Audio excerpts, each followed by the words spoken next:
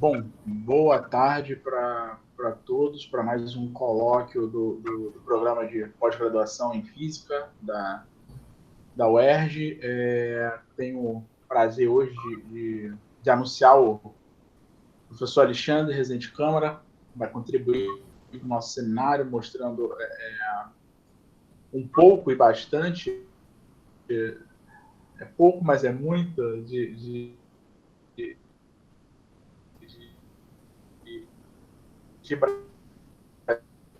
exóticas de nanométricos, micrométricos, como é que isso se desenvolve. Alexandre, queria agradecer a você ter aceitado o convite. É muito bom a gente divulgar as áreas que tem na pós-graduação, as implicações disso. Isso vai muito além, muitos alunos de graduação também estão aqui, podem se interessar pela área, que vale muito a pena assistir. Muito obrigado, tá? Nada que isso, eu que agradeço o convite aí, o Rui também, que está na organização. É sempre um prazer aí colaborar com a pós-graduação. Hoje eu preparei aqui um seminário, ou melhor, um colóquio, de forma bastante qualitativa, onde eu vou tentar apresentar uma das linhas de pesquisa que o nosso grupo desenvolve, né? Tentei fazer, né, haja vista toda a complicação que está sendo o semestre, né? Está puxado para todo mundo, está todo mundo estudando para caramba, professores e alunos, né? E aí eu não quis fazer um colóquio pesado no sentido de muita teoria, muita conta, muita matemática, não. Quis dar uma pegada mais leve para apresentar uma parte do trabalho que nós desenvolvemos, né? Quem já me conhece há mais tempo dos alunos, né, sabe que eu trabalho com sensores a fibra ótica, e dentre as muitas possibilidades, eu vou destacar onde a gente trabalha com o que eu chamei aqui de nano-universo, que a gente usa nanopartículas metálicas para desenvolver os elementos sensores para diversas aplicações, né? É nisso que eu vou me concentrar hoje, mas, de novo, de forma bem qualitativa.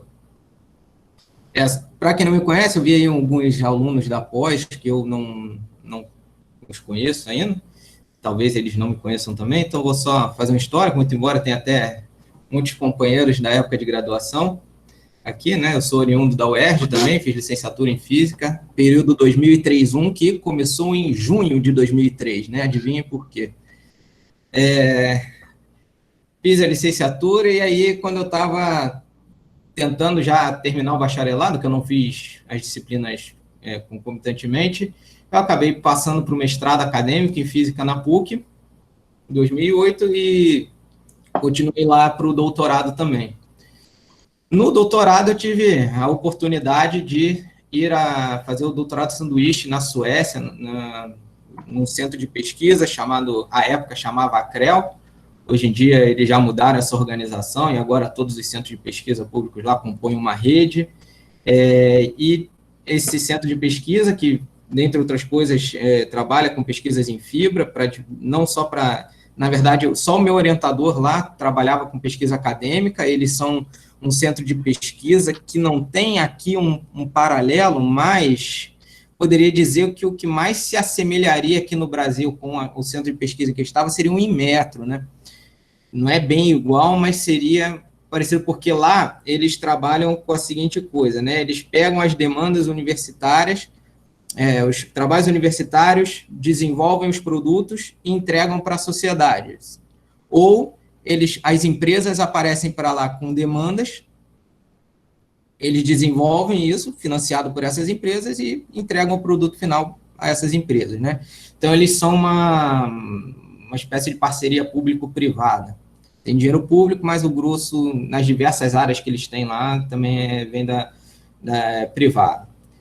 Na parte de fibra especificamente, talvez quem é um pouco mais velho lembre dessa empresa, apesar de que não tem mais aqui no Brasil, eles se concentraram em outras áreas, mas a Ericsson chegou a ter telefones celulares da Ericsson aqui no Brasil uma época, mas depois eles acabaram com essas linhas de telefone celular e eles vendem todo o resto que fica nos bastidores de equipamentos para uso de telecomunicações em fibra.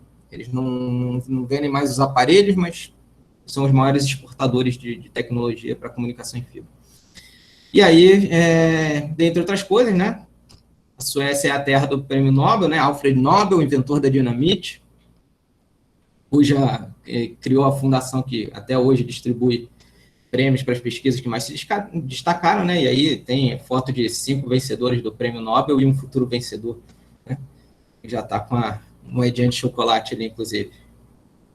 Botei essa foto no Facebook à época, recebi parabéns pra caramba da minha família, parabéns, sempre acreditaram em mim, que eu era muito inteligente, muito talento. Então. Mas foi curioso, ri bastante disso. Então vamos lá, desculpa. Aqui tem as colaborações, né, na minha área de atuação, tem a parte de fibra com a minha ex-orientadora, a professora Isabel Carvalho, na PUC, o professor Walter Margulis, lá da Suécia. Em sensoriamento em fibra tem uma colaboração com o professor Renato de Araújo, lá da Pernambuco, da Engenharia Biomédica, e na parte de nanopartículas tenho também uma colaboração com o Dr. Jake Fontana, né, pesquisador da Marinha dos Estados Unidos. Dentro da UERJ, não é minha especialidade, longe disso, mas sempre que solicitado eu tenho o maior prazer de colaborar com o pessoal do grupo de luminescência, incluindo aí a professora Sandra, que apresentou na semana passada, né, a professora Ada, a professora Lilian e o professor Raul, que foi meu orientador na graduação, inclusive. Vou deixar por último a colaboração com a professora Juliana aqui, que é justamente o assunto desse colóquio, né? O trabalho também envolve a parte de simulações em console, ou seja, além da parte experimental, o trabalho que eu vou mostrar também pode ser simulado. Esse console é um software, né? Aí tem colaboração com a professora Virginia Santos, lá do Peru, e com a professora Joana Pacheco. Beijo, amor. E, mais recentemente, por conta de uma das aplicações, uma das linhas de pesquisa que hoje eu não vou apresentar porque está fora do escopo do colóquio, que é a caracterização de microestruturas que são possíveis serem fabricadas nas fibras ópticas, com o professor Marcos Colasso, este que ajuda a organizar os colóquios nesse semestre, né? Finalmente, a parte de nanopartículas, né? Principalmente na questão da síntese, com a professora Juliana Fonseca, que está até aí presente também. Agradecer a presença, a disponibilidade do horário. Em que a gente está, da minha pesquisa inicial, e aí vou falar só da minha parte, porque ela também tem a parte dela bem antiga de pesquisa, mas eu sempre trabalhei muito com nanopartículas de ouro, e ao iniciar a colaboração com ela a gente já está expandindo as partes que eu faço para outros tipos de nanopartícula que eu vou mostrar aqui, cada uma com suas propriedades. Aqui isso deu e vai dar quando pudermos voltar ao laboratório, porque tem coisa que, infelizmente, por conta da pandemia, a gente não conseguiu continuar.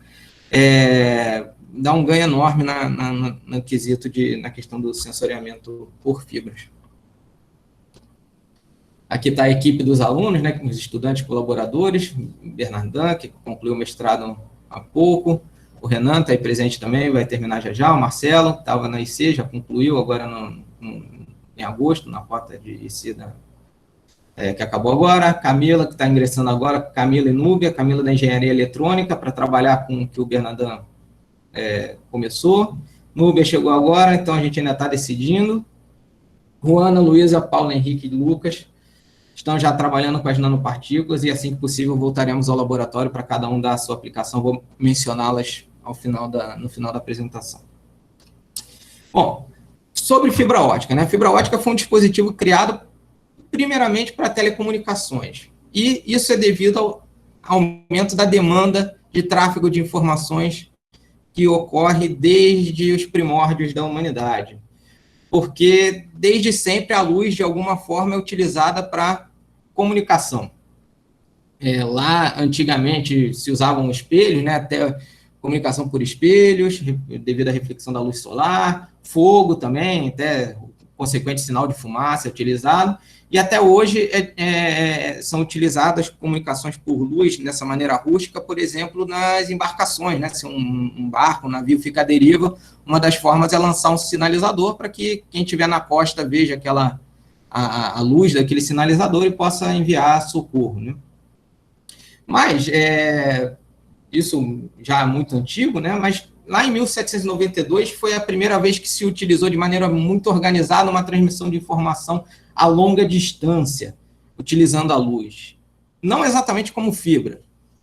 Vou mostrar uma foto para vocês daqui a pouco. Mas nessa época já se conseguiu enviar uma mensagem a uma distância de 100 quilômetros, para ser mais exato, Paris-Nice. E era um esquema muito rudimentar. Pensem, essas estruturas aqui são torres muito altas, em que tem essas placas aqui móveis, né? São todas feitas com espelhos, né? Então, se mandava letra a letra, como vocês podem ver, posicionando essa estrutura de formas diferentes, e a pessoa que estava manejando sabia que letra era correspondente, né? E aí, letra por letra, ia se formando as frases, né? Então, supondo que, por exemplo, o CH partiu da primeira torre aqui no fundo, então a pessoa que estava operando aqui posicionou dessa maneira, para indicar que era um CH, foi visto pela segunda torre, que posicionou da mesma forma para que fosse visto pela terceira, pela quarta, até chegar aqui na quinta. Enquanto isso, a primeira já estava mandando o A, depois o P, depois outro P e depois o E. Então, seria mais ou menos essa, e conseguiram isso a uma distância de 100 quilômetros de transmitir, né? Mas vocês imaginam que a transmissão, a taxa de transmissão de dados aí era bastante pequena, né? Imagina quanto tempo demoraria para mandar uma frase, né? E aí, essa foi a primeira tentativa, final dos anos 1700, né? Aí, em 1830, já houve uma evolução, principalmente depois da descoberta da energia elétrica. Em 1830 já foram substituíram esses letreiros luminosos, vamos dizer assim, pelos telégrafos. E aí, dos telégrafos, como eram pulsos elétricos, né, precisaria de uma codificação para esses pulsos, da mesma forma que eram as posições dos espelhos na foto anterior, precisaria de algo para se codificar a mensagem. E aí, dentre os códigos mais utilizados, o que ficou mais famoso foi o código Morse. Talvez, imagino que a maioria aí já tenha escutado falar, por exemplo, o SOS, que seriam 3 pulsos curtos representando o S, 3 longos representando o O, e outros 3 curtos representando o S de novo, se transmitiriam a mensagem de SOS, né? E já o primeiro telégrafo transatlântico entrou em operação 36 anos depois apenas, né? Então vejam que já foi um grande salto na quantidade de dados transmitidos e no alcance dessa transmissão. 1876, Alexander Graham Bell inventou o telefone. E aí, continua sendo uma comunicação elétrica, mas agora de forma diferente, porque ao invés de pulsos digitais, usava agora uma comunicação analógica contínua, né? Porque o que acontecia aqui é a parte que fala, que é a parte que escuta. Então, já se sabia, né, de Faraday, da lei de indução de Faraday, então havia uma bobina, estava ligada num ímã, então conforme fosse falando, a bobina ia vibrando por conta de uma membrana, ia levando uma corrente elétrica, que aqui seria feito o caminho contrário e a mensagem seria escutada. Era assim que era feito. Só que, para minha parte, o invento mais interessante de Graham Bell não foi nem o telefone, foi o fotofone. O primeiro fotofone foi de 1880 e foi completamente abandonado, para não dizer ignorado. Né? Por quê? Não tinha fibra ótica naquele tempo, né? Então era luz solar ao ar livre. Então a luz do sol batia, tinha um espelho aqui, e aí tinha uma pessoa falando perto de uma membrana. A membrana vibra com uma voz, né? E modula a luz solar que está batendo aqui. E essa mensagem modulada chega numa célula de selênio, que foi um dos primeiros materiais descobertos que poderiam transformar energia luminosa em energia elétrica. É como hoje funcionam os detetores, os fotodetetores, né? Foi o primeiro material. E aí tinha um receptor que escutava a mensagem. E por que foi imediatamente ignorado isso, apesar de reconhecer isso ser uma boa ideia, né?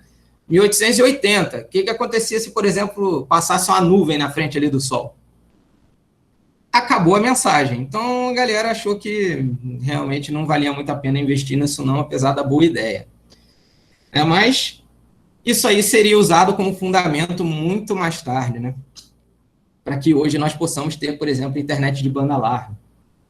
Só que ao invés de ser ar livre, criaram um dispositivo que pudesse conduzir a luz imune a, por exemplo, uma nuvem passar na frente da fonte. Bom, aqui eu só tem um texto aqui, mas só para falar que em 1940 já se conseguia transmitir 300 canais de voz simultaneamente, ou um canal de televisão, né, via elétrica, em 1940.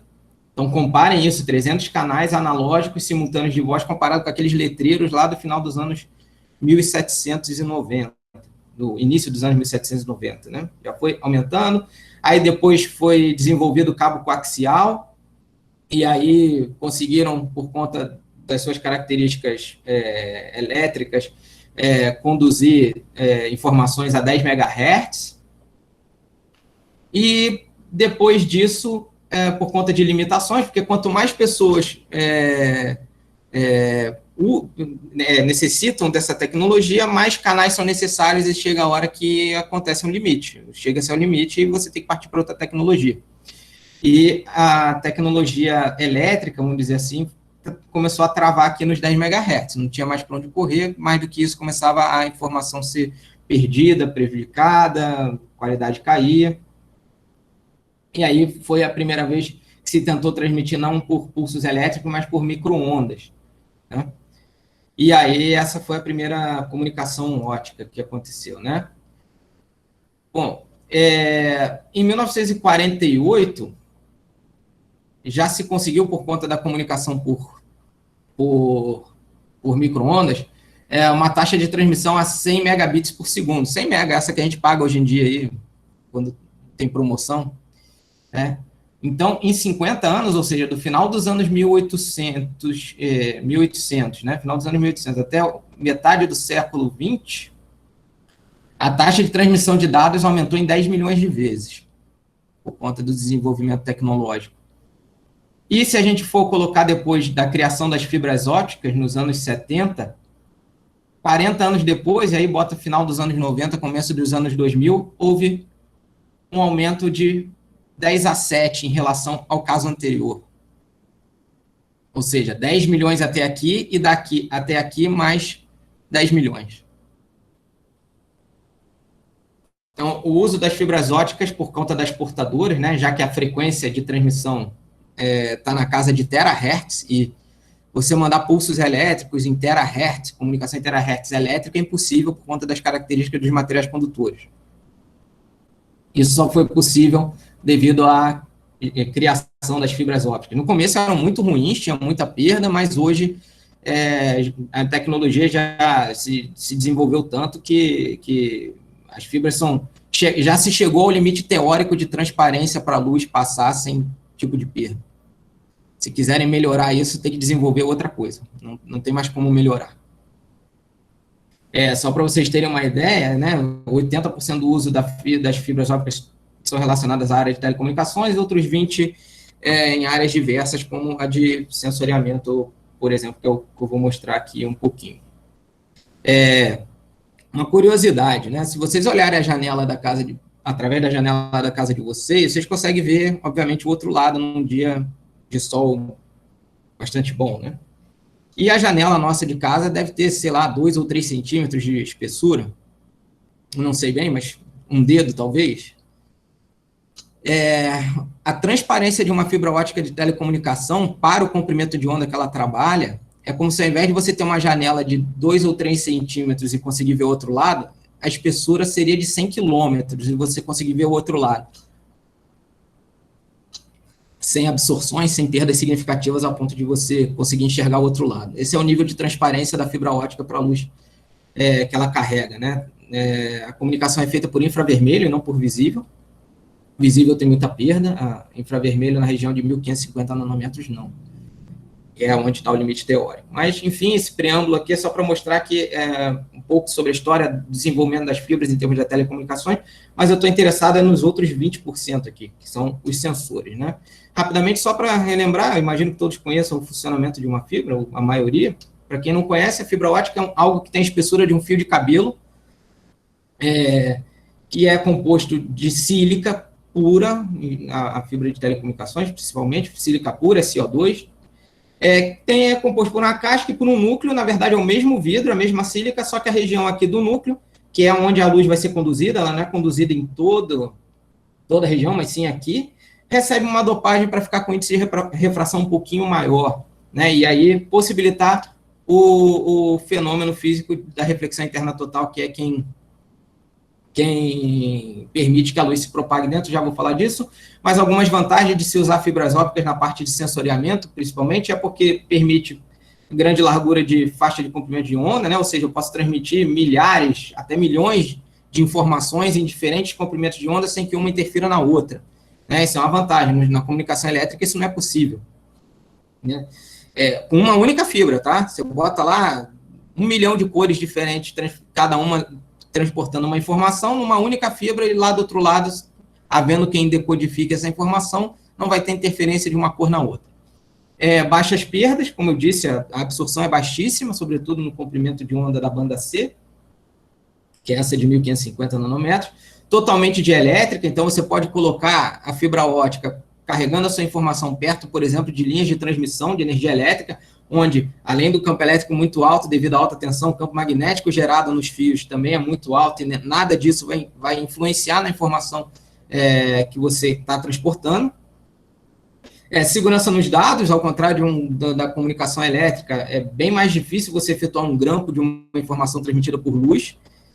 Um dia isso já foi impossível, mas da mesma forma que a tecnologia desenvolve para o bem, a tecnologia desenvolve para o mal também, e os malandrinhos já conseguiram também desenvolver formas de entre aspas, roubar a informação, mas é bastante mais difícil fazer isso, né?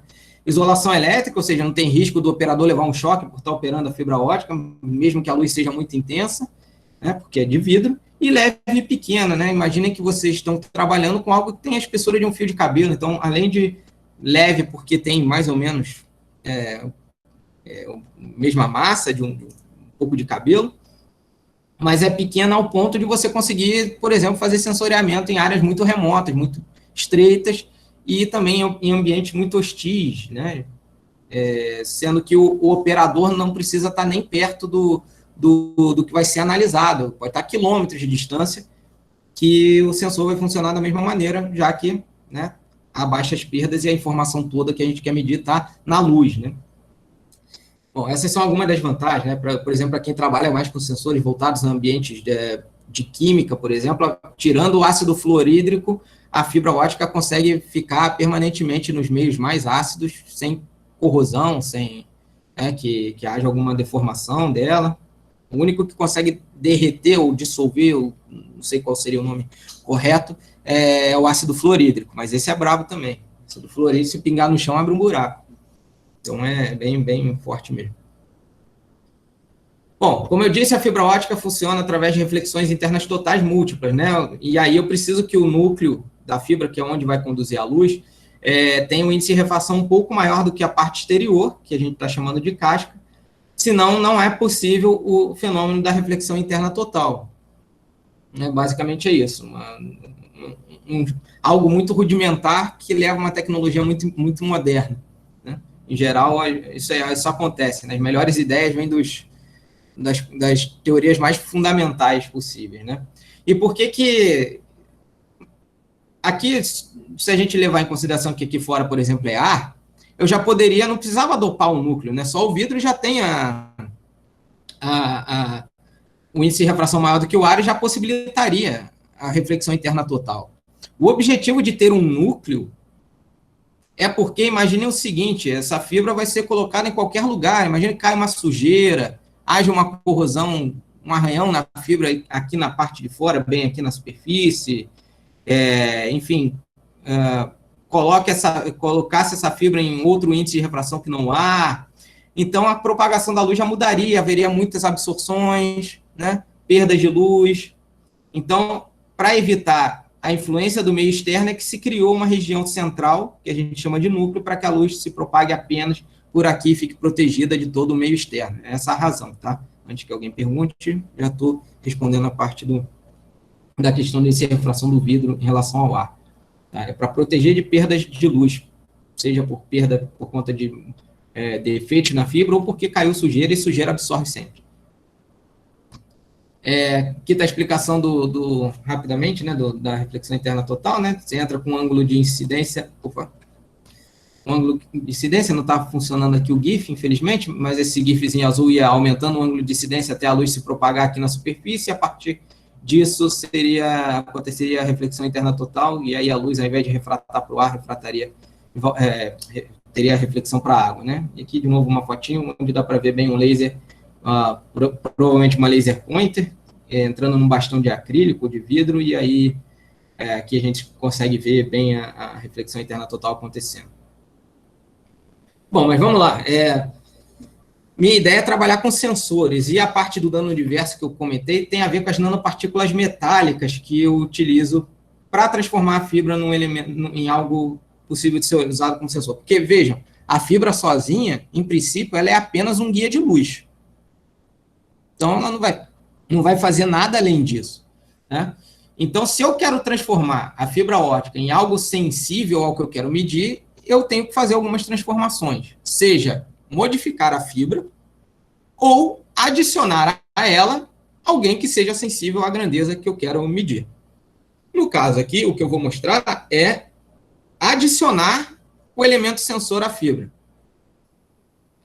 E isso se dá com as nanopartículas metálicas, né? Nanopartículas, né?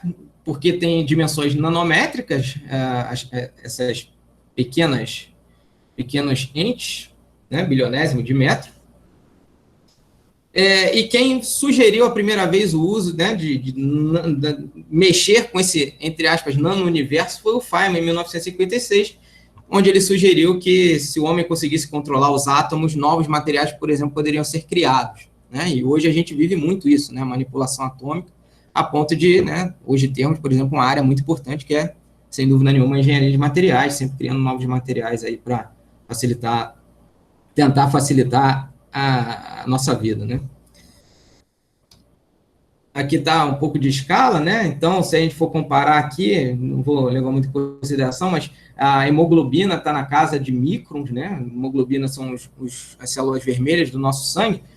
E as nanopartículas que trabalhamos estão aqui nessa região, aqui entre 10 e 20 nanômetros, que já estamos aqui perto até do DNA, ó.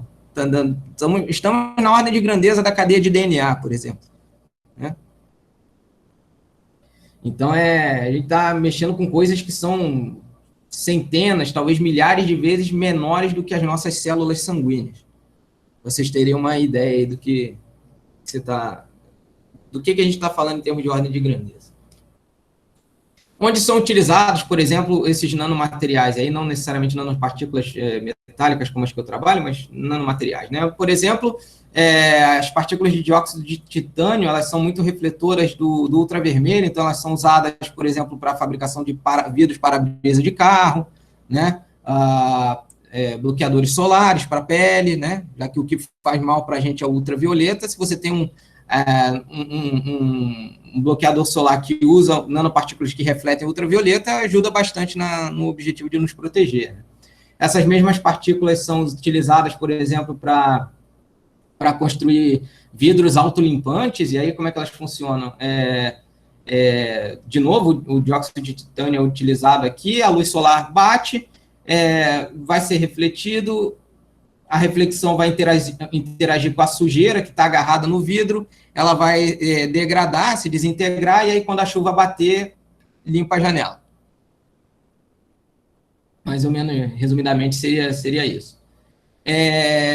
Também ecotintas, na mesma pegada, né, porque coloca nanopartículas na tinta, essas nanopartículas têm propriedades de interagir com compostos nitrogenados, que são modificados, e aí, em vez de você pegar NO2 e NO, que são muito mais tóxicos, você acaba transformando isso através de múltiplas reações em água e dióxido de carbono.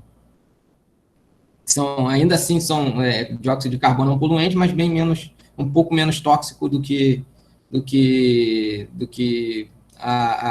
os componentes nitrogenados, além de, né, ajudar o meio ambiente, porque as árvores utilizam, né, o CO2 para a sua fotossíntese, né? Então, todo mundo ganha aí.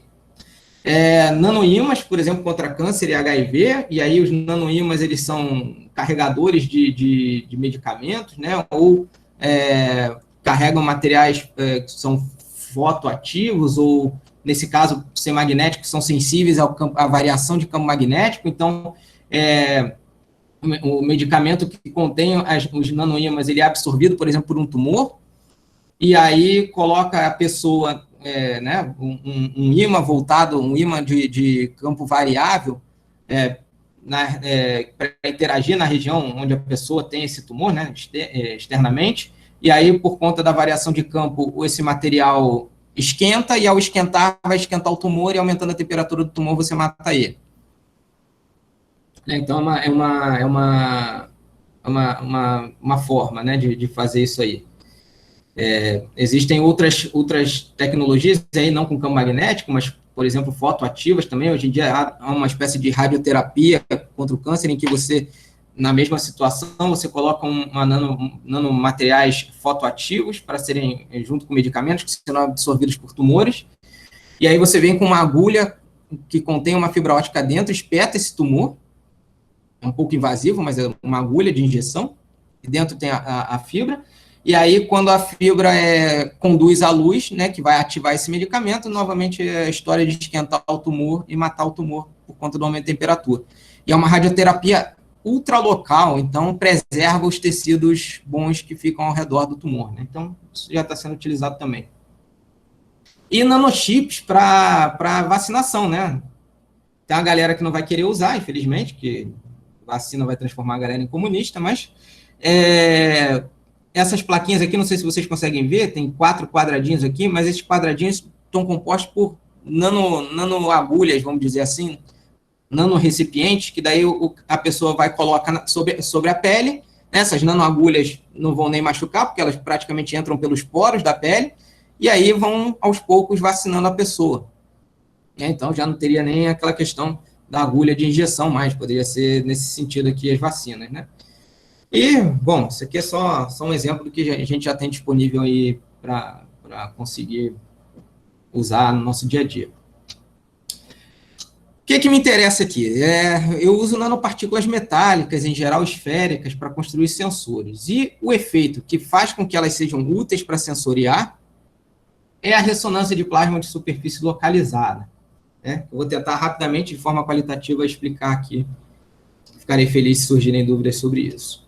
Bom, primeiro relato de uso de nanopartículas com o objetivo que nós utilizamos data do século IV, da Copa de Licurgo. Esse objeto se encontra no Museu Britânico, em Londres. E ela é legal porque, se ela for iluminada por fora, você enxerga ela verde, mas se a sua fonte de luz estiver dentro dela, você passa a enxergá-la vermelho, uns pedaços rosas aqui. E é justamente por causa do efeito da ressonância de plasma de superfície localizada, porque nessa época a galera não tinha esse conhecimento, mas está cheio de nanopartícula metálica aqui nessa estrutura. Não me lembro agora se é um vidro, enfim. Mas está cheio de nanopartículas metálicas. E é justamente esse efeito da LSPR que faz com que a copa seja verde ou vermelha, dependendo de como a iluminamos. Inclusive, você pode, se vocês visitarem igrejas que preservem seus vitrais originais, vocês podem perceber que tem umas cores muito vivas, né, nesses vitrais antigos. E é o mesmo princípio, esses vidros muito antigos têm muita nanopartícula metálica, e é justamente que dá o efeito. Como é que isso funciona? Todo material, toda matéria oscila, vibra, e com a sua própria frequência natural. São problemas que a gente estuda, por exemplo, em mecânica geral, se a memória não falha, a gente estuda muito isso em mecânica geral, né? Só que se você tiver alguém que forneça energia para um sistema na mesma frequência que uma das frequências naturais de vibração da estrutura, o sistema acaba entrando em ressonância. E aí, ressonância, a gente pode citar aí, por exemplo, tem uns vídeos famosos, talvez você já tenha visto, de ponte caindo em dia de ventania. Nem era um vento tão forte, mas como o vento estava batendo na estrutura na mesma frequência que a frequência natural de vibração da estrutura, acabou derrubando a ponte. O famoso exemplo do copo de cristal, né? Você molha o seu dedo um pouquinho, passa o dedo molhado sobre o copo de cristal, ele vai emitir um som, e se você conseguir com a sua voz chegar na mesma frequência, você quebra o copo, né? Muito clássico em filme, eu nunca consegui fazer, também nunca tentei, porque eu nunca tive dinheiro para comprar um copo de cristal e não ia usar ele para fazer isso aí, se eu tivesse essa oportunidade, né? Mas se vocês quiserem, podem tentar, né? O que acontece em relação às nanopartículas metálicas para que aconteça a ressonância também? A nuvem eletrônica que circunda a nanopartícula, ela oscila com uma frequência natural de vibração. Se, de repente, você fizer com que elas interajam com uma luz que comece a se aproximar dessa frequência, a luz vai começar a ser muito absorvida, a nuvem eletrônica vai oscilar cada vez mais rápido, e se você chegar exatamente na luz que fornece a energia equivalente à frequência natural de vibração, de oscilação da nuvem eletrônica, ela vai ser totalmente absorvida e o sistema está em ressonância. Não sei se... Espero ter conseguido dar a ideia, né? Básica sobre isso. Então, basicamente é isso. E qual é a vantagem do uso dessas partículas em termos dos nossos olhos? É porque os metais nobres, ouro, prata, cobre, alumínio, enfim, a ressonância acontece na região do visível do espectro eletromagnético.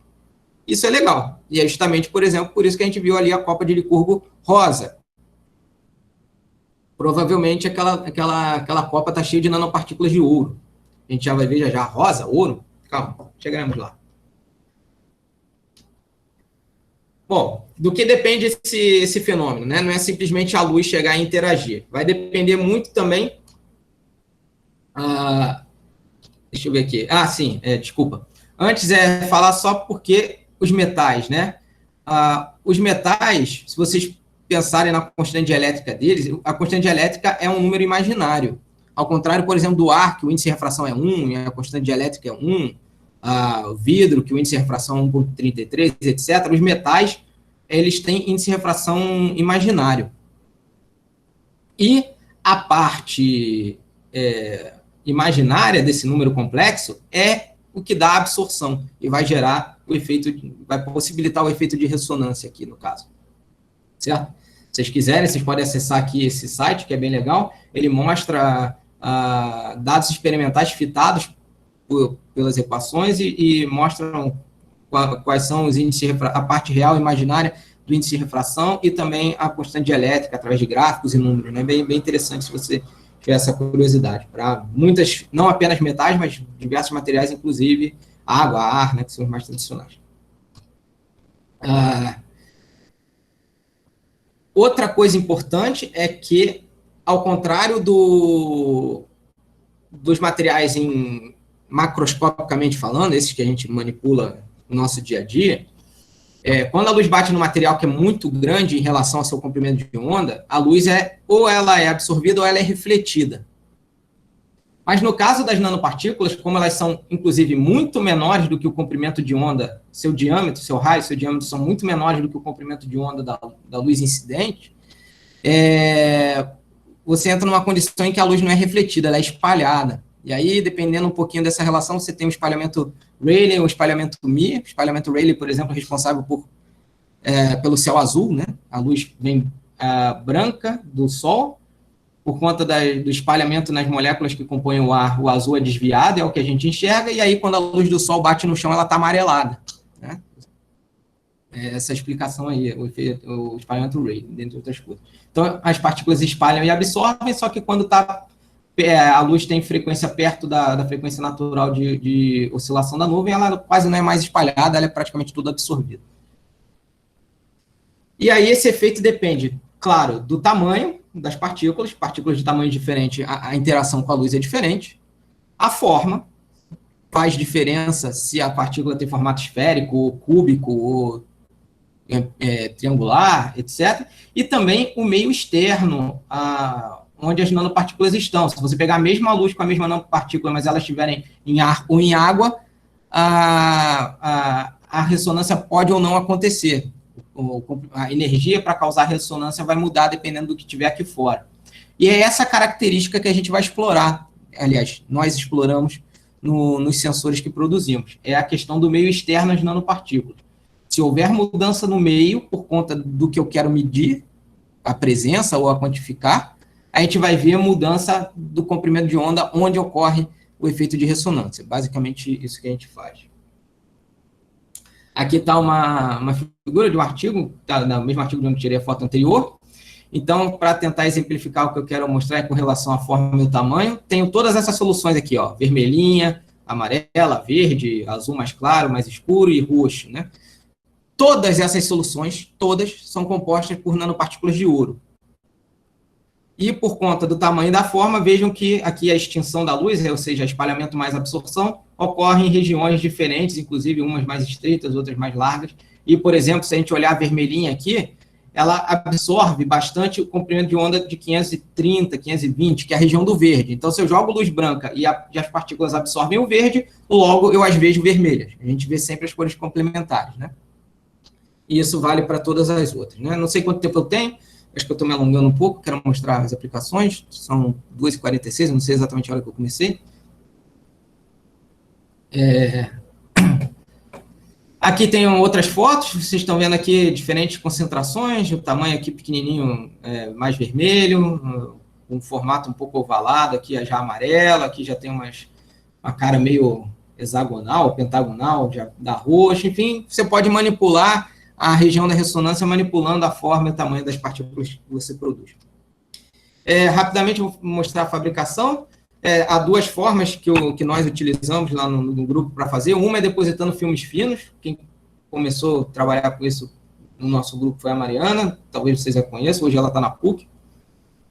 Então, se deposita um filme fino no substrato, e aí o substrato pode ser uma lâmina de microscópio ou a própria fibra ótica, que está aqui uma foto de MEV, da fibra com as partículas, né? Deposita o filme e depois você aquece. Ao aquecer esse filme contínuo, começa a coalescer, se transformar em ilhas, e aí já cai na região do vermelho aqui, né? Ou seja, está absorvendo o verde e a gente está vendo meio rosado para vermelho essas partículas, né? Aqui é a mesma situação na fibra, então eu tenho toda a fibra ótica, depois de coalescer, vocês podem ver que as partículas não ficam distribuídas uniformemente na fibra, tem umas regiões aqui mais concentradas, outras menos, mas se você ampliar aqui, você ainda consegue ver que há muita diferença no tamanho das partículas, né? Tem umas maiores aqui, outras bem pequenininhas, enfim, isso acaba gerando não um pico tão estreito, mas uma banda de absorção, né? Porque cada partícula vai absorver num comprimento de onda um pouquinho diferente.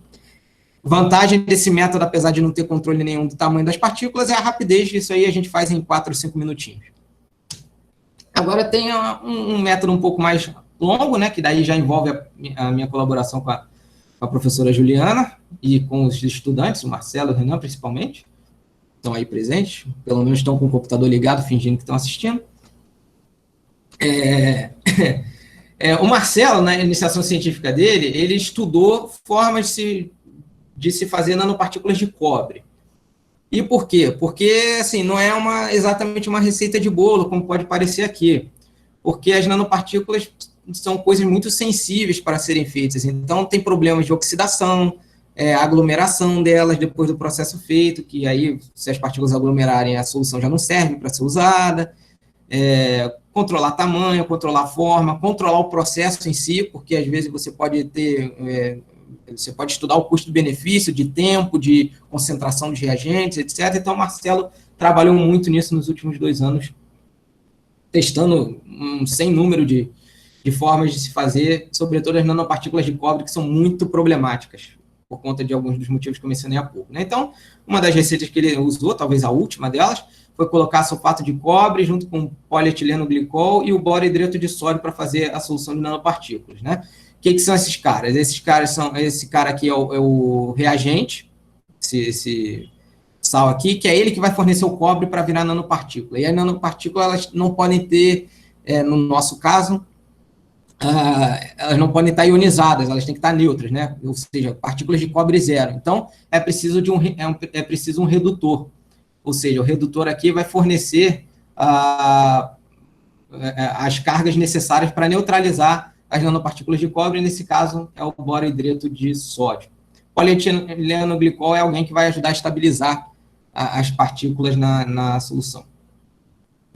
No caso, o borohidreto de sódio é um redutor muito, muito poderoso, então, para ter um controle maior do processo, é preciso desacelerar a reação, então isso aqui é feito em banho de gelo, para poder ficar um pouco mais devagar, porque senão a gente perde o controle, porque fica rápido demais, né? Então, aqui, a solução das partículas de cobre, ela é meio marrom, né? Fica meio marronzada. E aí, esse gráfico aqui mostra o espectro de extinção, né? Então, absorve, e aí, de repente, você tem uma parte de ressonância aqui que volta a subir a absorção das partículas. E aí, vocês podem ver que é como ela absorve em muitos comprimentos de onda, acaba ficando um pouco escura a solução.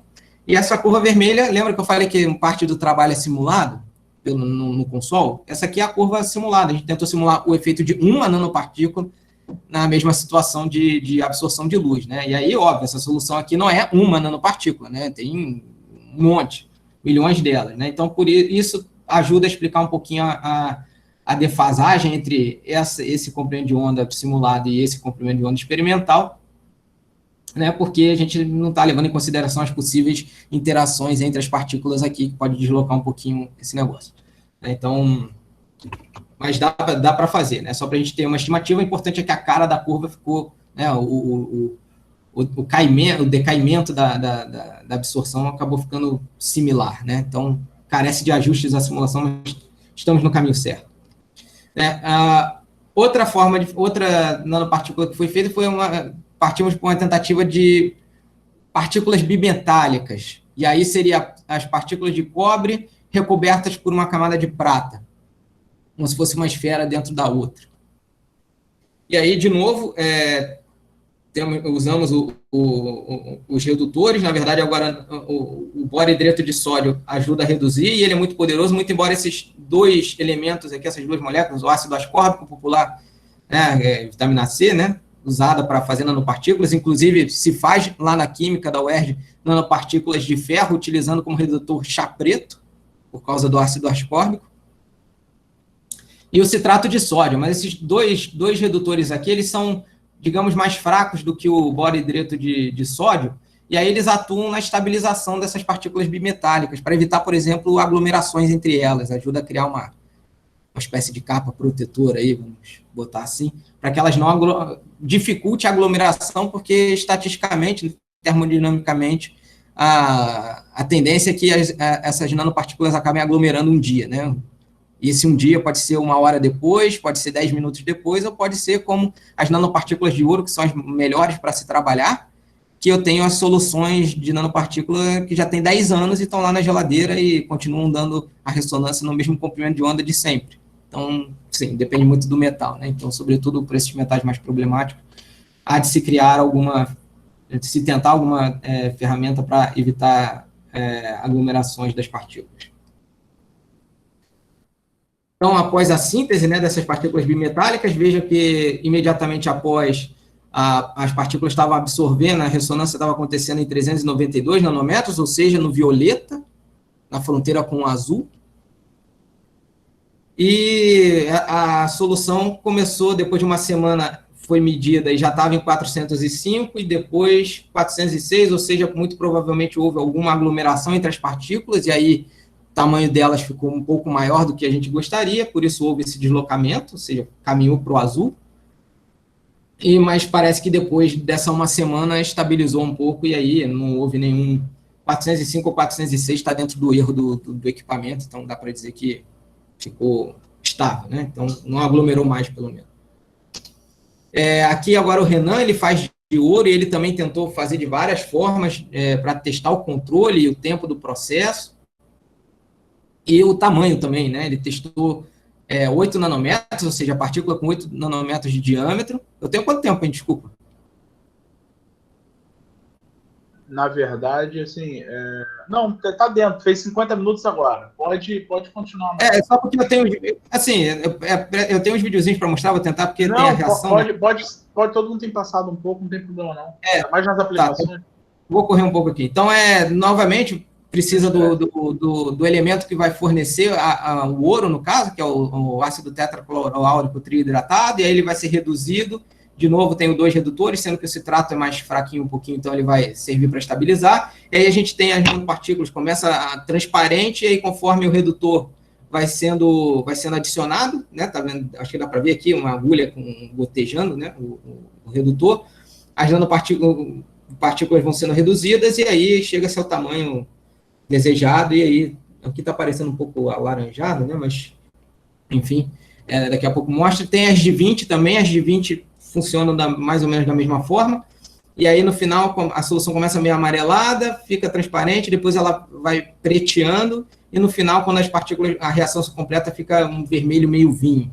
Né? Aqui tem um videozinho rapidinho da reação acontecendo. Então, aqui eu tenho o ácido tetracloroáurico em água, já quase fervendo e agitando, e aí vai sendo adicionado o citrato de sódio para reduzir. No caso da D20 não se usa o borohidrito, se usa apenas o citrato de sódio. E aí a paciência do Renan foi acabando, ele começou gotejando, depois disparou a agulha toda e agora resolveu derrubar de uma vez só o redutor, e aí vocês vão ver a solução ficando escura e depois no final ela vai avermelhar, que daí o processo se concluiu. Eu não consigo adiantar aqui, eu acho que no player, mas enfim. Paciência é tudo na ciência, né? Isso é importante. Pois é. Enquanto o videozinho está rolando, se alguém quiser fazer uma pergunta, só para o videozinho ainda tem alguns segundos.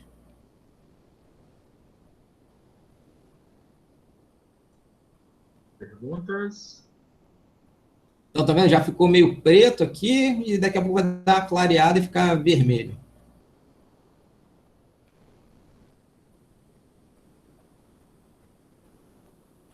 Beleza?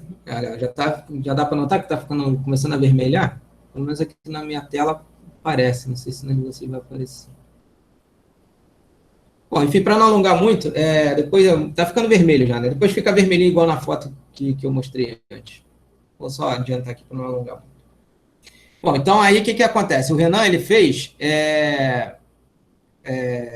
medições, né, tanto da ressonância para saber onde elas acontecem, então aqui no ouro 508, então está de acordo com o comprimento característico, então veja, 508 é a região do verde, então novamente se as partículas absorvem o verde, a gente vai acabar as vendo vermelha, e aqui, se eu não me engano, o teste de espalhamento dinâmico de luz, para tentar estimar o tamanho dessas partículas, né, e aí, na verdade aqui está 20, mas é 8, né, mais ou menos 8, 7 aqui está dando, né.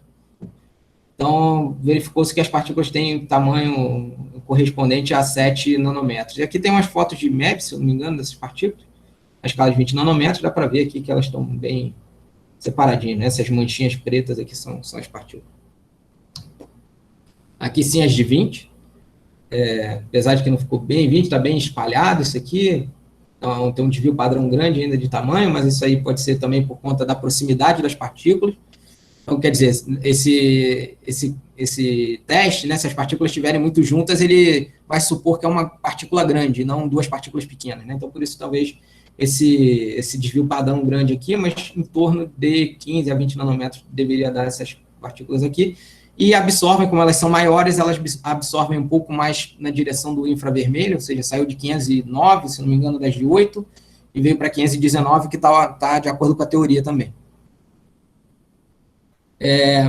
Bom, a deposição é um pouco difícil, vamos botar assim, porque as partículas não têm nenhuma afinidade com o vidro. E aí é preciso criar uma ferramenta para, entre aspas, colar essas partículas, né? Um dos métodos mais usados é utilizar silano, mas o Renan tentou criar um filme flexível usando polivinil álcool. Cria-se um gel com as nanopartículas, pinga-se uma gota no substrato, espera secar, você fica com um filme flexível, né? Um problema maior nosso aqui, apesar do filme ficar legal, é que as partículas acabam se concentrando muito nas bordas, e aí é um pouquinho ruim, né? Porque dependendo da região do filme onde a luz bater, a gente vai ver com maior ou menor intensidade essa absorvância, o que para sensor não é tão legal, a gente ainda está desenvolvendo, né? Esse é um método novo, que é o trabalho de mestrado dele. Funciona, mas tem para onde melhorar. Funciona até bem, na verdade, bem reprodutivo, inclusive. Agora, com a galera da pós-graduação, da iniciação científica, a gente está tentando fazer prata, né? Além das de ouro, além das de cobre, bimetálicas de prata também para aplicar em sensor, que é um vídeo... Ih, não entrou o vídeo. Não entrou o vídeo, mas aqui era para fazer um videozinho das partículas, e a solução fica meio amarelada, na verdade, das nanopartículas de prata. Absorve ali mais ou menos em 400 nanômetros, que é característico da prata. Só para não alongar, então, vamos às aplicações rapidinho. Telecomunicações, já falei, defesa espacial, indústria, estrutura, monitoramento de estrutura, iluminação, inclusive até em roupa. Vocês acharam bonito aí, roupa de fibra ótica, entra lá no site da Lumigran, encomendem as suas. Se vocês forem naquela festa nos 80, em balos do sábado à noite, acho que fica legal. Só que o primeiro uso, assim, como sensor mais importante que eu dei às fibras, foi no doutorado, quando eu fiz um protótipo sensor para diagnosticar dengue, utilizando as nanopartículas. Só que elas não são sensíveis, obviamente, as nanopartículas, ao vírus da dengue, né? Nem a fibra, nem as partículas. Então, além disso, eu tive que funcionalizar as partículas, ou seja, eu tive que fazer com que elas fiquem sensíveis à presença do vírus. E como é que você faz um elemento sensor para vírus? Você tem que colocar anticorpo. E aí, anticorpo é proteína, metal não tem afinidade química com proteína, então começa um estudo de um processo de funcionalização que incluiu colocar a cisteamina, que serve como ligante, ou seja, vai ser a molécula que vai ligar as partículas às proteínas dos anticorpos, porque essa molécula ela tem enxofre numa ponta, que tem afinidade com ouro, e tem radicais amina, que são compatíveis com as proteínas, né? E aí faz esse meio campo aí. E aí coloca-se em contato esse elemento depois com os anticorpos, e aí, por conta do tamanho desses anticorpos, alguns sítios, os anticorpos são muito maiores do que as nanopartículas,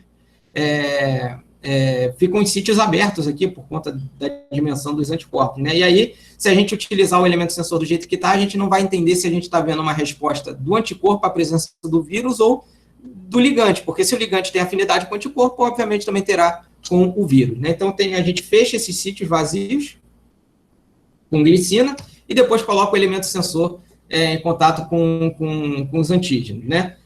Eu meço a ressonância, o meu ponto de partida do sensor é aqui. Quando está desse jeito, eu meço onde acontece a ressonância desse sistema. A partir do resultado, eu coloco em contato com o vírus. Se não mudar nada, é porque os anticorpos não pegaram nada. Se houver alguma mudança no comprimento de onda de ressonância, é porque os anticorpos capturaram o antígeno. Essa é a ideia. Então, a gente não só conseguiu quantificar, detectar a presença, mas conseguiu quantificar e, de certa forma, ajustar aqui de uma maneira mais ou menos pela isoterma de Langmuir, que ela mede a absorção de materiais biológicos em superfícies metálicas. Então, como é mais ou menos o nosso caso, a gente tentou e, bem ou mal, a gente tem como explicar esses resultados aí, apesar, por exemplo, esse ponto está fora da região aqui. Só que mais importante do que simplesmente detectar era ver se a gente quantificava, e a gente quantificou, só que nem toda mudança aqui pode ser eventualmente considerada um positivo, todo sensor tem falsos positivos dentro de um certo limite, então esse é o que a gente chama de limite de detecção, que também foi calculado e está nessa região. Qual foi a importância da detecção aqui, a gente conseguir quantificar, além de detectar a presença? É que os sintomas da dengue no começo da doença são iguais aos da gripe, né? E a gente está cansado de ver aí no jornal pessoas sendo medicadas de forma errada, e aí evolui a dengue para uma dengue hemorrágica, porque tomou, por exemplo, paracetamol, porque se confundiu com uma gripe. Então, quando a pessoa está no começo dos sintomas, ela tem uma carga viral baixa, então está mais ou menos aqui nessa região. Por outro lado, quando está na dengue hemorrágica, ela já tem mais ou menos esse valor aqui de 1 micrograma por mililitro. Esses valores não foram ao acaso, não, foi porque são valores medidos em pessoas doentes, cargas virais em pessoas doentes, então a gente utilizou para poder fazer esses testes, né? Então, se a gente puder ter uma ferramenta que diagnostica isso de forma segura, né, é melhor. E fora o tempo, né? Um diagnóstico desse duraria 30 segundos, ao contrário do método ELISA, que dura alguns dias para tirar um resultado. E daí, depois que eu entrei na UERJ, tentei utilizar mesmo princípio para detectar fraudes em leite. E aí, claro, são amostras de leite que eu supus que estavam zero, né, porque eu também não tenho essa certeza. E aí, nós, no laboratório, diluímos água oxigenada no leite, porque é uma das formas de adulteração para poder aumentar a validade. O leite lá na cooperativa começa a estragar, eles injetam água oxigenada, porque ela é antisséptica, e aí, artificialmente, aumenta a validade do leite, né?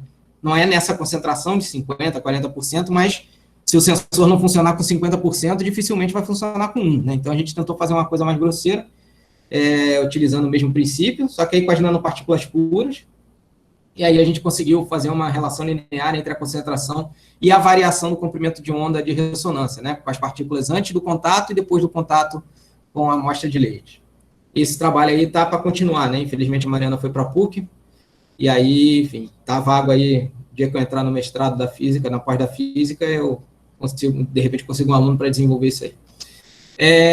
Com o Renan, ele está medindo, usando as partículas para medir a presença de captopril, porque agora as pesquisas estão muito quentes na área ambiental e sanitária, né? E aí captopril, não sei se alguém aí tem parentes ou a própria pessoa tem problemas cardíacos, né? Captopril é um remédio de uso contínuo para quem tem problemas cardíacos. Só que nenhum medicamento que a gente toma é 100% metabolizado pelo nosso corpo. E aí, o que acontece? Ele acaba indo in natura para o esgoto. E se a cidade não contar com um sistema de esgoto, de tratamento de esgoto, vai para o mar, para os rios, e isso acaba, de alguma forma, interferindo na fauna e na flora marinha, né? Ainda tem um pouco de dúvida como isso acontece, quanto isso acontece, mas certamente influencia, né? No caso, o captopril é uma dessas moléculas, e aí por que o captopril escolhemos? Porque tem um enxofre, aqui enxofre tem afinidade com as partículas de ouro, né? Ela é tóxica porque ela pode causar supressão da medula óssea, ou seja, você para de produzir glóbulos vermelhos, por exemplo. Tem uns consequências graves e, como eu disse, a gente não sabe muito sobre o que acontece nos organismos aquáticos desse despejo in natura, né? Fora isso, ainda tem como eu disse, não é 100%, mas uma parte é excretada, metabolizada, e uma dos metabólitos é o disulfeto de captopril também, que tem enxofre igualmente, pode ser, em princípio, detectado pelas nanopartículas. Então, seria uma forma da gente tentar monitorar os mananciais, o mar, etc., para essa molécula no futuro, pensando num dispositivo sensor comercial, né? E aí, o que o Renan está vendo é que, na verdade, os resultados indicam que a presença do captopril inibe a interação da luz com as partículas. Isso a gente precisa estudar um pouco melhor. A gente não observa tanto o deslocamento das bandas, mas a gente vê uma diminuição da intensidade dessa absorvância. A gente ainda está discutindo, o artigo está sendo produzido, então a gente vai sentar direitinho, porque são resultados novos, né? A gente precisa interpretar até para entender o que o captopril faz nas partículas, né? Estamos nesse processo. E aí, cada curva dessa é para um tempo de exposição diferente, né? Para terminar, o pessoal da iniciação científica, a gente, assim que puder acessar o laboratório, vai começar a testar, uma vez que as partículas já estão prontas, né? A Ruana vai tentar usar as nanopartículas para detectar disfunções da tireoide, e aí seja detectando o TSH ou algum outro metabólito, né? Que tenha relação com a tireoide, né? Vocês sabem, uma glândula muito importante no nosso corpo, dentre outras coisas, ajuda a regular a temperatura do nosso corpo e é um dos órgãos onde há uma incidência grande de câncer também. Apesar de não ser um câncer de fácil metástase, minha mãe teve, por exemplo, câncer de tireoide, normalmente se cura com a cirurgia de remoção da tireoide, mas se puder diagnosticar logo e evitar ficar sem a glândula, é sem dúvida melhor, né? A Luísa vai tentar trabalhar com leite lá, mas utilizando as nanopartículas via CERS, né? O CERS é o espalhamento Raman, e o espalhamento Raman é uma espécie de carteira de identidade do elemento, né? Então, vamos tentar nesse sentido aqui. E o Paulo Henrique e o Lucas vão tentar detectar também, assim como o captopril, outros compostos sulfurados e nitrogenados utilizando a ressonância de plasma, também nessa pegada ambiental sanitária, vamos dizer assim. A Nube ainda vamos decidir, porque começou realmente há muito pouco tempo, a gente ainda está desenhando aí qual vai ser o trabalho dela. Aqui tem algumas referências utilizadas para o trabalho e beleza. Encerro aqui a apresentação longa aqui, mas estou aberto a perguntas aí. Obrigado, Alexandre. Pô, bastante coisa, cara. É legal, dá para ver. Eu já tenho contato com você, então acabo sabendo. Mas algumas aplicações a gente nem tinha falado ainda, muito legal. Tem bastante coisa que dá para fazer, tanto fisicamente, pensar no processo de desenvolvimento, né? Como é que diz? A sensibilidade do sistema. Eu tenho uma pergunta, mas eu vou deixar o pessoal perguntar antes, depois eu faço. Tá aberto então, pessoal? Vamos lá. Para a pergunta. Eu tenho uma pergunta, Anderson. Mas ela tem mais a ver com a sua experiência fora, né? Quando você estava lá no Instituto, porque aqui a gente tem um problema na questão de sensores, né, para o desenvolvimento. A gente trabalha aqui num negócio chamado gêmeo virtual, que é uma forma de você parear algum tipo de processo ou equipamento com um modelo computacional e isso funcionar em tempo real. E a parte computacional isso é fácil, mas o problema é conexão e sensores. Lá ou aqui, não importa. Tem algum olhar da academia para especificamente para essa questão que está envolvendo a indústria 4.0 e coisas do tipo, ou ainda está na ciência dura ainda? Não, pois é, então, aí aquele centro de pesquisa lá, por isso que eu falei, porque o Inmetro ele é muito acadêmico também, né? Esse centro de pesquisa que eu trabalhei, ele não é acadêmico, ele é basicamente industrial. O meu orientador lá é que era o único a trabalhar com a pesquisa mais dura. Ele trabalhava, como eu vou dizer, preferencialmente, não é bem a palavra, mas com os projetos industriais, que é isso que pagava o salário dele lá, né? Porque lá eles recebem por hora por projeto. Então, é assim, tipo assim, tem 3 projetos trabalhando. Então, se você trabalhou 2 horas na semana num projeto, 3 no outro projeto e 4 no outro projeto, na hora de te pagar, eles vão tirar 2 horas do dinheiro de um projeto, 2 horas do dinheiro de outro e 4 horas do dinheiro de outro. Então, é meio assim. E a academia não tem dinheiro, assim, em termos de projeto. Então, ele é o único, por exemplo, que recebia estudantes, né? Do Real Instituto de Tecnologia, que é a universidade lá, para fazer o trabalho experimental, né, dessa parte de sensor, mas lá era uma parada muito industrial. Então, assim, é objetivo. Chega a indústria, tem uma demanda, precisa de uma solução ótica, no caso, na divisão de fibra, né, porque o centro de pesquisa tem divisão de análise de dados, tráfego de dados, estudo de telecomunicações, tem 200 mil coisas lá. Mas na parte de fibras, ele chegava, precisa de uma solução ótica para poder medir que as peças de avião, vocês sabem, a Saab, né, que os caças suecos aí, que começando a chegar, são produzidos pela Saab. A Saab, por exemplo, é uma das que fornece dinheiro para a pessoa. Precisa de uma solução ótica para verificar que o buraco que vai entrar o parafuso, ele está completamente redondinho, não pode ter falha. E aí, dá o tempo para a ideia, eles estimam o custo disso aí, e aí o custo envolve o número de horas que vai ser trabalhado por cada pesquisador dentro do tempo que eles estimarem, etc. Material, chega para a indústria, eu preciso de tanto, e no dia que tu marcar a solução, tem que entregar. Então, assim, eu imagino que tenha muito desenvolvimento desse negócio da indústria 4.0 lá. Eles estão sempre antenados com tecnologia, é super industrial mesmo, pouquíssimo acadêmico. Não sei se eu respondi a pergunta, mas... Sim. É porque aquilo, em geral, né, a academia não tem esse olhar, né? Você vai pedir uma solução, exatamente isso, você vai pedir uma solução para um sensor, os caras têm até a teoria, mas eles não conseguem transformar isso em ciência básica. Basicamente, quem faz isso é a Petrobras, com os laboratórios parceiros. A Petrobras tem uma demanda, financia a pesquisa em algum laboratório, por exemplo, como o laboratório em que a Joana trabalha, e beleza, o laboratório fica responsável por entregar a solução. É isso. Mas assim, eu acho que aqui no Brasil falta um centro de pesquisa como aquele, nesses moldes, entendeu? De chegar às indústrias, às empresas, precisarem de alguma solução e pagarem para os próprios centros de pesquisa brasileiros desenvolverem essa solução ao invés de importar. Não é o Inmetro não faz isso, né? O Inmetro é mais de metrologia, para certificar, para pesquisa acadêmica, mas não para pegar e devolver. E quando o dinheiro é público, a demanda é pública, então eles fazem questão de pegar o dinheiro, construir e entregar para a sociedade. Normalmente, todas as partes que vêm da universidade, todas as pesquisas da universidade são entregues à sociedade depois. Ótimo. Seria bom ter um desse aqui. Bom, obrigado, parabéns pela palestra, foi super legal. Obrigado. Valeu, Anderson, pela pergunta. Pessoal, mais alguma pergunta? Perguntas. Deixa eu ir fazendo, enquanto o pessoal vai pensando. É o seguinte, depois que você faz o depósito se fizer o depósito das nanopartículas do material, correto? E aí, como é que vocês caracterizam a partir dali? Porque eu acredito que, por exemplo, você botou num filme, eu acho, não é? O Renan, acho que foi aquele do Renan, botou no filme. Não, o Renan fez, sim, ele fez com substrato de chuva, tentar voltar. Foi esse filme que foi caracterizado pelo MEV ou não? E não sei. Eu acho que não, né? Porque senão pode danificar, né? Acho que não.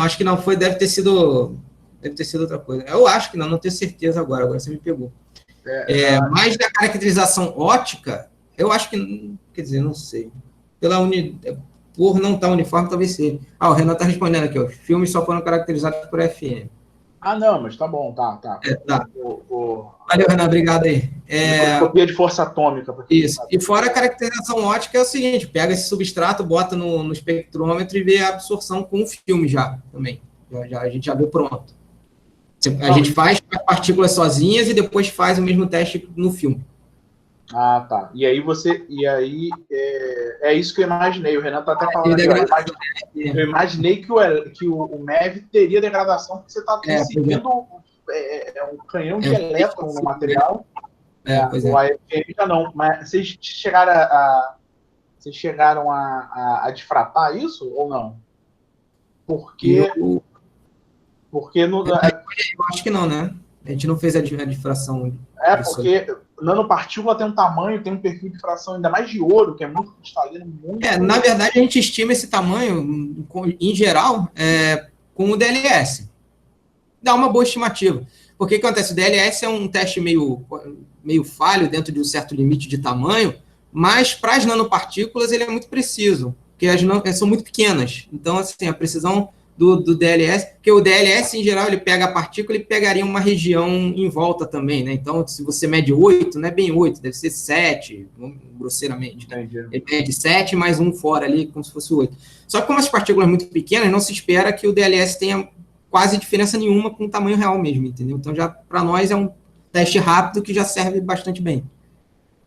Entendi. E só para fechar, a ideia desse dispositivo é que ele teria que evoluir muito mais do que isso, ou, por exemplo, esse aí já seria um dispositivo assim, quase pronto, eu quero analisar um material, eu mergulho isso no objeto, é isso? Sim, isso. Só que assim, depois na hora de caracterizar ou tentar ver, o que acontece é que como o filme, por alguma, não sei se tensão superficial, ou se as interações diversas aí, quaisquer, fazem com que essas nanopartículas acabem, durante o secamento do filme, enquanto ele está secando, o álcool está secando, acaba nanopartículas migrando para a borda. Isso a gente ainda não está controlando tão bem. Isso não é um impeditivo, tá certo? Mas se a luz pegar aqui no meio do filme, eu pegar na borda, eu vou ter uma resposta mais intensa ou menos intensa. Então, quer dizer, o ideal é a gente trabalhar com algo que seja mais uniforme. Isso é um substrato, né? Ou seja, uma laminazinha, sei lá, 1 por 1 centímetro, 1 por 1 milímetro, talvez, se for bem curtinho, mas talvez 1 por 1 centímetro, ou 2 por 2, algo macroscópico, né? Imagina quando esse filme for colocado na ponta da fibra óptica, que tem 125 microns. Então, se tiver muito, muito fora, pode ser que na região do núcleo quase não tenha nanopartícula nenhuma, que é justamente onde é a região de interesse, né? Que é onde a luz passa. Então, a gente tem que otimizar um pouquinho esse filme, muito embora usando lâminas macro, funcione bem para detectar certas coisas, como, por exemplo, captopril. Entendi. Mas a ideia é evoluir isso para um sensor a fibra no futuro próximo. Mas é isso que eu ia falar. O legal é que ele já é um sensor muito prático de ser usado, e aí a questão agora é a evolução da forma do sensor, né? Como ele vai ser depois. Legal. Obrigado aí pela resposta. Pessoal. Vamos lá, pessoal. Perguntas, vamos? Perguntas. Pessoal. Posso fazer uma pergunta, então? Claro. Teve uma parte que o senhor falou, acho que é no Instituto de Química, que eles fazem as nanopartículas de ferro usando chá preto. Chá preto. Né? Por causa do ácido ascórbico, que é vitamina C, né? Por que é o chá verde e, por exemplo, não Cebion? É mais barato? Tem alguma outra coisa ali que facilite isso? Ou... Aí eu não sei te dizer, sabe por quê? Porque esse não é um trabalho do nosso grupo de pesquisa, entendeu? É um trabalho desenvolvido lá. Eles utilizam o chá preto por causa do ácido ascórbico. Eu não sei se tem a ver com concentração. Talvez o Cebion seja concentrado demais na vitamina C e acabe... Fora que também tem os elementos para dar gás, né? Enfim. Tá. Não sei se os componentes, né, do Cebion acabariam atrapalhando o negócio, né? Entendi. Enfim, eu posso até perguntar depois, se você me lembrar, mandar um e-mail, eu posso pesquisar, dar uma olhada nos artigos do grupo e te responder exatamente qual é o motivo, né? Mas, por exemplo, inclusive as marcas de chá preto influenciam, inclusive. Tem marca de chá que fica melhor para fazer e outras nem tanto, porque umas têm mais fertilizante, aí aparece muito potássio, muito fósforo, outros não. Então, assim, todas essas coisas aí influenciam, né? Imagino que seja algo no mesmo sentido. Ah, entendi. Ah, tá bom. Obrigada. Era uma curiosidade mesmo. Uhum. Interessante esse negócio do fertilizante, né? Você pode fazer um sensor para detectar a presença de fertilizantes e agrotóxicos, não? Pode sim. Na verdade, é mais ou menos o que se faz, né? Ou seja, quando a gente pega os componentes sulfurados e nitrogenados, não necessariamente estamos falando de medicamento, mas, por exemplo, todos os agrotóxicos praticamente são compostos nitrogenados. Então, você medir os mananciais nos rios, nas regiões de fazenda, por exemplo, seria um bom teste, né? Está convidado a fazer esse teste aqui no Rio Paraíba. Sinta-se convidado. Nossa, será que talvez vale uma visita na Embrapa, hein? Com certeza. Assim, conforme o trabalho for andando, né, a gente vai acabar tendo essas parcerias, né? Por enquanto, a gente estava, né? Enquanto estava no laboratório, concentrando em otimizar a produção das partículas, porque de nada adianta elas funcionarem como sensor se elas não são estáveis, se eu vou tirar na sorte uma fibra que tem um elemento que está funcionando ou não, se as respostas variam muito de fibra para fibra, mesmo tendo sido feitas na mesma hora, no mesmo banho, né? Enfim, fazer todo um trabalho ainda fundamental tanto de produção quanto de funcionalização dessas partículas para se depois partir para o teste, né? Para a gente já chegar seguro. Aquele trabalho da dengue do doutorado foi muito problemático para fazer, porque o processo de fabricação, de funcionalização com os anticorpos e tal, era um pouco hostil. Então, eu tinha que começar com 50 fibras para depois, no final, eu ter 10 ou 8 aptas a fazer o teste, entendeu? Então, assim, tem que diminuir. Você tem que fazer 10 e ter 9 funcionando bem. Então, tudo isso vai do estudo dos materiais. E esses trabalhos de sensor que eu desenvolvo junto com os colaboradores, são trabalhos super multidisciplinares, ou seja, tem o pessoal da química, tem o pessoal da física, tem o pessoal da engenharia biomédica, tem o pessoal da engenharia de materiais, área que não usa nanopartícula, mas usa fibra, que eu tenho sensoriamento também de engenharia elétrica. Então, assim, dá para envolver muita gente, entendeu, nisso aí. Inclusive, esse artigo da dengue aí que a gente publicou na época, ele tem 100 e tantas citações, mas praticamente todas da área médica. Ninguém da física, praticamente.